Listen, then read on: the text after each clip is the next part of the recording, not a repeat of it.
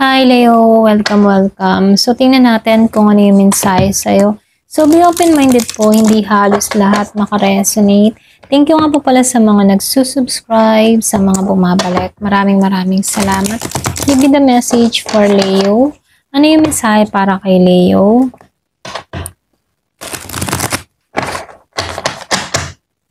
Give me the message for Leo.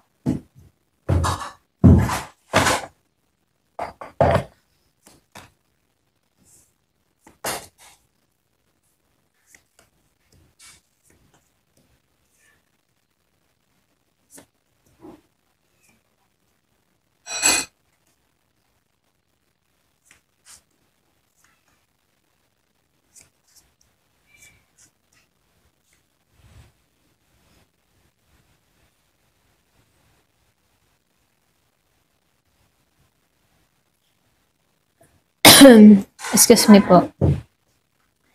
So, dito Leo, nakikitaan ko dito na medyo challenging yung iba sa inyo, So, nakikitaan ko dito yung overall na energy mo ngayon, Nandito ka sa paghilom sa nakaraan habang binabalik yung tunay mong apoy or yung tunay mong lakas, So, may mga bagong simula ka dito kasi tatlong ace yung lumabas, Halatang hindi pa tuluyang sarado yung ilang lumang sugat, okay, sa nakaraan.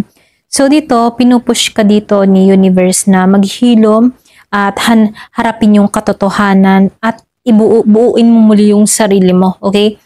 So dito, dahil lumabas yung Ace of Wands and the Ace of Swords reverse, yung isa naka-reverse dito. So nangangahulugan dito sa Ace of Wands, meron ditong bagong simula, bagong motivation or bagong inspirasyon, okay? So ito yung spark, parang muling nagising ang apoy sa loob mo, okay?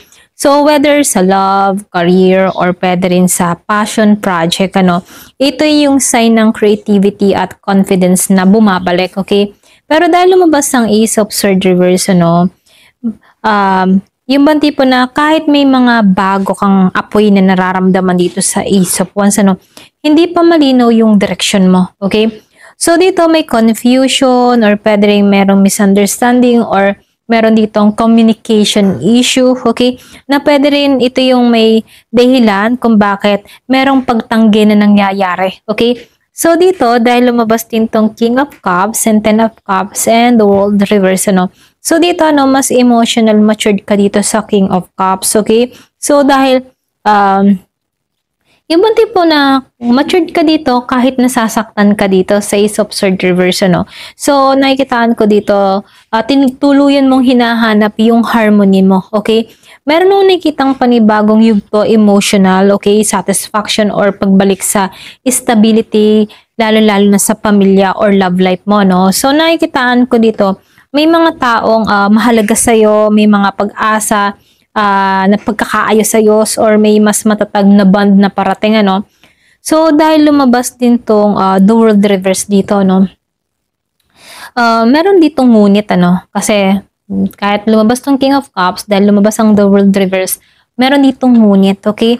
May unfinished chapter na, okay? Pwede may unfinished chapter ka sa nakaraan mo, para bang merong isang cycle dito na hindi mo pa lubos na tinatapos. Pwedeng ex, yung iba sa inyo, or pwede rin sabihin na lumang habit or unresolved feelings, ganyan. So dito, hanggat hindi mo ito hinaharap dito sa The World reverse, paulit-ulit lang itong babalik sa'yo, okay? So dito, nakikitaan ko rin dito sa Seven of Swords reverse, lumilitaw yung katotohanan, okay? So ito yung card ng pag-aamin at revelation or pwede rin sa paglilinaw, So, kung may mga natago kang damdamin o may hindi naging totoo dati, kung hindi ka naging totoo dati, ngayon, or pwede rin kung may hindi naging totoo sa'yo dati, ganyan, Ngayon, lumalabas na yung katotohanan or liwanag, Lumabas ang Three of Pentacles dito in the Ace of Cups reverse, So, nakikitaan ko dito, yung iba sa inyo nagre-reveal ka ng foundation, maaaring collaboration or pwede ring teamwork or nakikitaan ko dito na pwedeng sa trabaho or relasyon, ano. So, nakikitaan ko dito kung sa love to, no, gusto mong ayusin yung partnership step by step, okay? Iba sa inyo ha, hindi halos lahat. Kung meron kang kadilang na Virgo, Taurus, and Capricorn, ano. So, dahil lumabas ang Ace of Cups reverse dito, okay, may bahagi rin sa iyo, lalo-lalo na sa puso mo, na sarado, okay? Meron nung nakikitang emotional block or pwede rin pagod ka na magmahal, okay? So, dito, pwedeng meron kang gustong iwasan para ba hindi ka masaktan muli, ganon. So, nakikitaan ko rin dito, meron ng konti ditong advice para sa'yo, no? Tandaan mo palagi na healing, kailangan mag-healing. Hindi ibig sabihin na wala kang nararamdaman dito sa Ace of Cups, ano? Pwedeng nasa healing process ka lamang or pwede rin yung iba sa inyo, pwedeng nasa self-love lang ngayon or self-care ka ngayon, ano. So, dito, nakikitaan ko dito, kung hindi mo kayang magtiwala muli, ano, darating rin, kumbaga, kahit hindi mo, kung sa panahon ngayon, hindi mo kaya magtiwala ngayon, kung sobra kang nasaktan sa past relationship mo, huwag mo pa rin saraduhan yung puso mo sa bagong papasok sa buhay mo. Kasi hindi naman halos lahat ng tao ay pare-pareho ang intention, okay? So, dito, kailangan mo pa rin, buksan pa rin yung puso mo, okay? So, nakikitaan ko dito sa Queen of Swords upright, ano, meron kang mga matalinong desisyon dito. Ito lang nakikita ko, no? Pwedeng, yung iba sa inyo, nagpuput ka din ng boundaries, ano? Meron kang boundary, yung bang tipo, meron kang boundary conscious, okay? Baga, yung bang tipo na nagpuput ka ng boundary or pwede rin nag-iingat ka lang, okay? So, ayaw mo ng drama or paikot-ikot na sitwasyon, ganon.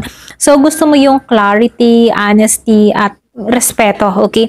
So, dito, ayaw mo kasi ng no-nonsense energy. Kumbaga, ano, marunong ka nang pumili kung sino yung deserve sa energy mo at sa effort mo, okay? So, dito lumabas yung Ten of Swords dito, no? Kumbaga, hagupit ito. So, nakikita ko dito, may ending na hindi mo patuluyang natatanggap, okay? Iba sa inyo, no? Pwedeng, ito yung sakit na bumabago sa'yo, okay? Pwede rin sabihin, pero yung bang tipo na ito rin yung dahilan kung bakit mas matatag ka ngayon, no? So, meron masakit na karanasan ka na naranasan dito, okay? Kung meron kang kadiling na Gemini, Libra, and Aquarius, ano? So, pwede ikaw yung nagpuput ng boundaries dito mula sa taong ito kasi nakaranas ka ng sakit, kaya dito takot ka na magmahal dito sa Ace of Cups, ano? So, dito, pinaka-minsay sa'yo, no?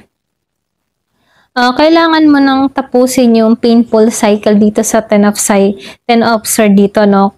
Kasi kailangan mong ihanda yung sarili mo para magbukas ka sa pagbabago, okay? I mean, ano, yung bang tipo na kailangan mong tanggalan na tong cycle na to para meron panibagong opportunity or panibagong energy na pumasok sa'yo, no? Kumbaga, kailangan mo nang tapusin yung cycle dito, okay? Sa Ten of Swords, okay? So, dito, lumabas yung King of Pentacles reverse and the Five of Wands upright, no? So, nangangahulugan ito na merong warning, okay? Pwedeng iba sa inyo, ibang tipo na warning ito laban sa insecurity or imbalance sa stability, okay? Kasi lumabas siya nung naka-reverse dito, no? So, pwede rin may mga taong stubborn or controlling or hindi pa emotionally, financially stable na nakaka-apekto sa'yo, okay? So, dito, paalala lang, ano, huwag mong hayaang hilahin pababa ng ibang tao, ikaw, okay? Kumbaga, dapat alam mo yung value mo rito, okay? So, dito sa Five of Wands, ano, medyo tension to or merong competition, pwedeng internal, ano, pwedeng conflict sa loob mo, okay? So, external sa ibang tao, ganyan. So, dito, ito yung growth energy na dapat gawin, ano. Kumbaga, tinutulungan ka nito patibayin yung loob mo at ipaglaban yung sarili mo at yung gusto mo. Okay? So, dito, no, dahil lumabas ang Queen of Cups, naka-reverse siya. Yung iba sa inyo, pagod pa rin yung puso mo kahit nagpapakatatag ka. Okay? So, minsan gusto mong magmahal ulit, pero may takot na baka maulit muli yung sakit, ganyan, ano. So, paalala lang, ano, huwag mong isarado ng tuluyan yung puso mo.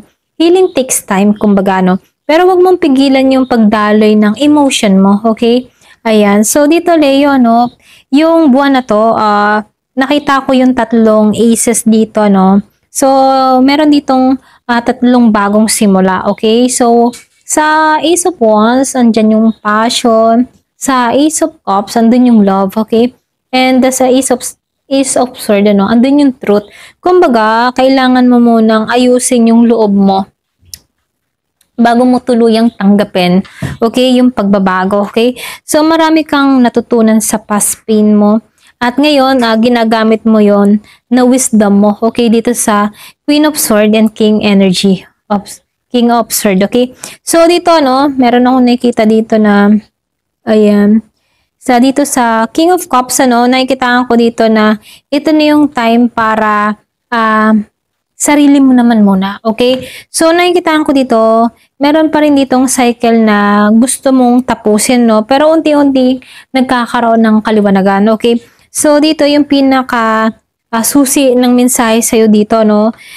You're healing and rebuilding, Kumbaga, keep your fire, kumbaga, pero dapat mo din protektahan yung kapayapaan mo, okay? Ayan, ito lang yung mensahe sa'yo. Thank you for watching. Love and peace.